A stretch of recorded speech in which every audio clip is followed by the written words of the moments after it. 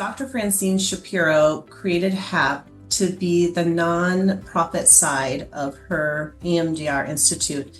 And really, how we know HAP today really was born out of a response that was done to the Oklahoma City bombing back in 1995. It was important to go into local areas and train therapists and help them become rooted and grounded in EMDR therapy so that they could provide services in their own community. So I think Francine and I, with the encouragement of other people, said we need to start something that can impact these people who need it the most, who couldn't afford to perhaps do therapy, or lived in a community where there weren't therapists, or lived in a part of the world that was, economically deprived. And so that's what did it. And we really wanted to bring EMDR therapy to these communities around the world that were underserved. HAP for me is a community with heart.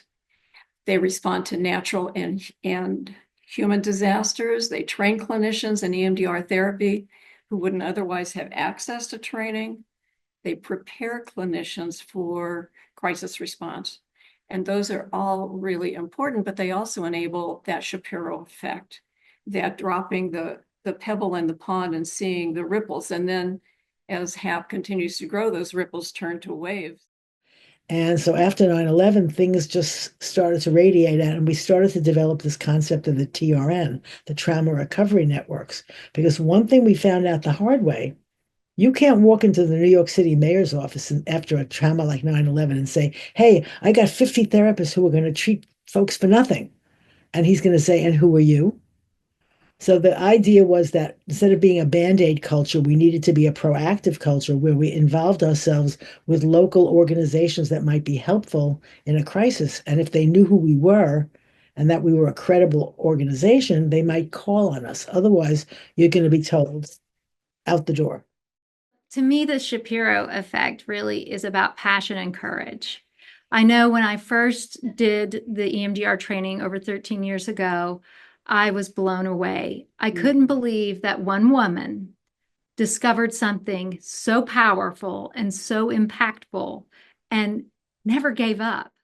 When we see something that is working and that has this huge power to help people heal, we can't keep it to ourselves. We have to go out there and just keep one person at a time, one family at a time, one therapist at a time, one training at a time, one community at a time, until the global village is hopping with therapists that can take EMDR where it's needed the most in crisis situations and bring an end to the suffering in this world.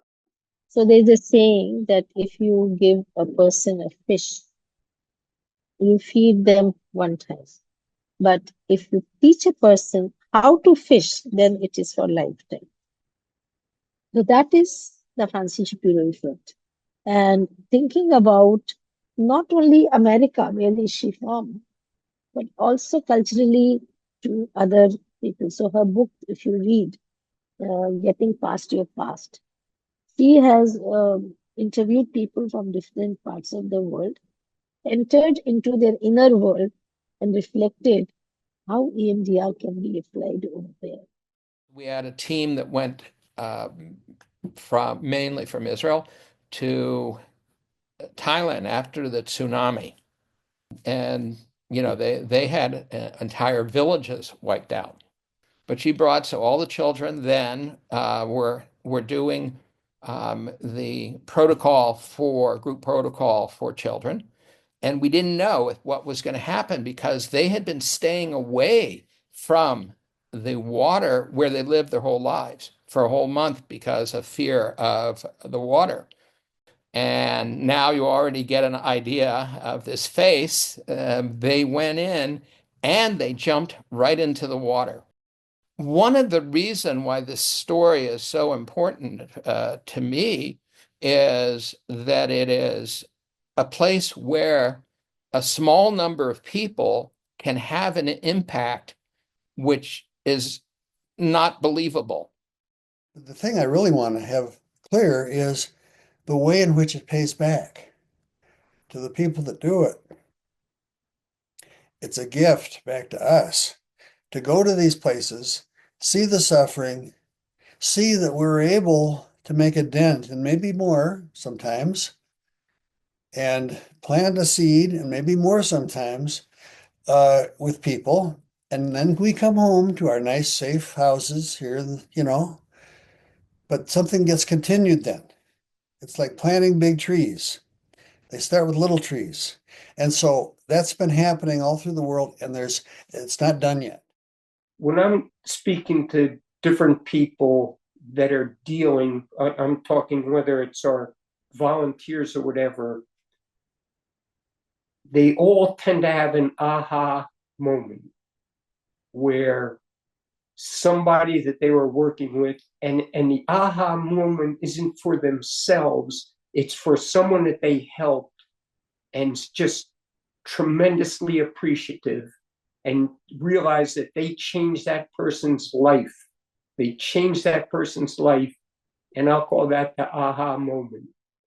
Why we chose to be a sponsor with HAP is kind of like on a personal level, it provides a sense of purpose that we're making a positive difference in the world. And we're so proud of the individual therapists that donate their time to go help others. And so part of the Shapiro effect, I think, is feeling her passion, feeling her commitment, and the mission to carry that on. And so she really implored each of us to do whatever we could to carry that forward. I happened to be alone with her in the elevator at one point early in my EMDR career, and I said, almost dumbstruck, I said, I'm so impressed with what you've done by what you observed, just that chance observation and what you've done with it and what you've created out of it. And she looked right at me and she said, well, you would have done the same if it had been given to you. And it was that kind of, oh, it has been given to me, and now I have an obligation. And so I think that's a part of the ripple effect, that she was just so inspirational in that way and confident that people would carry on this important work. Everybody involved, whether it was, Francine started it, her passion, her inspiration, her love for people and helping the world rippled out to all of us, myself, to everybody involved in HAP, every clinician who's been trained, every association. And so when I train people in EMDR therapy, I remind them that it only takes one person, because your interaction with one person, whether you smile at them, you greet them, you help them heal through trauma, then now that person has interactions daily with tons of people, right? And each interaction influences other interactions. So if you can imagine that we have therapists all over the world helping people heal through trauma and adverse events, that their interactions improve with everybody around them. And now the good is spreading.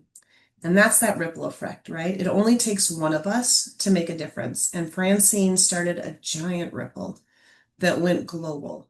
And Francine Shapiro always said, pay it forward. Not just pay it back, but pay it forward, and keep including people in your ideas of how to be helpful and how to include more people in helping you be helpful.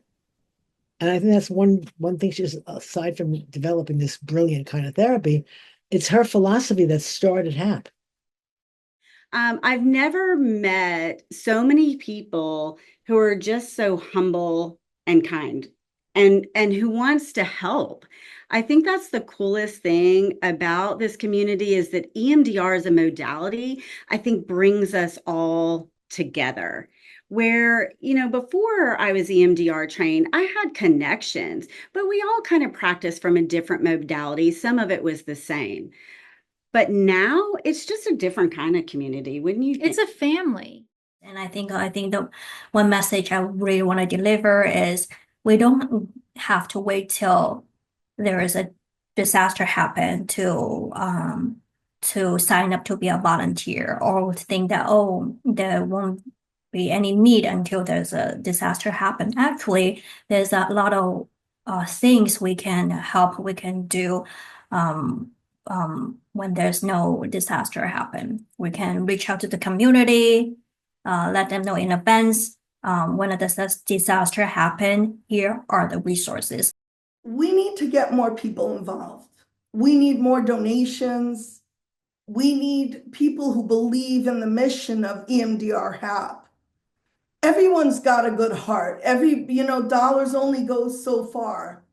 But we have to spread the word that EMDR HAP is doing something super significant in a space where not many are doing that.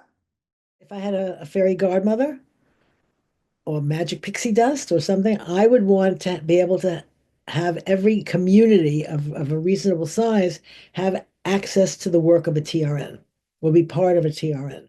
My hope for the future of trauma recovery HAP is that we can grow the resources that we need, people resources, financial resources, the collaboration of other organizations, that we become even more insistent that there's no boundaries culturally, that the research goes on, because there's becoming more and more applications of EMDR to different diagnoses, different situations. And with all of the political reasons for turf wars and for all of the political reasons that go and that need to go on, and the inequities of wealth which we have to deal with as a world, there's also looking at what can we do for those individuals in pain, whether because of natural disasters or man-made disasters such as war, to alleviate the suffering. And again, go to the grassroots where EMDR originally started, to have enough clinicians worldwide in every country who are working with their own populations to alleviate this suffering, and to have these clinicians worldwide to understand that they are bonded together by a desire to alleviate suffering, and are using a tool that allows each to be willing to confer with another, and the HAP organizations to know that if one country is in need, other countries are going to come to their aid, to be able to bring the world together in that way. That's the hope, to be able to allow EMDR there worldwide where it's needed, and perhaps to make some inroads in bringing peace together.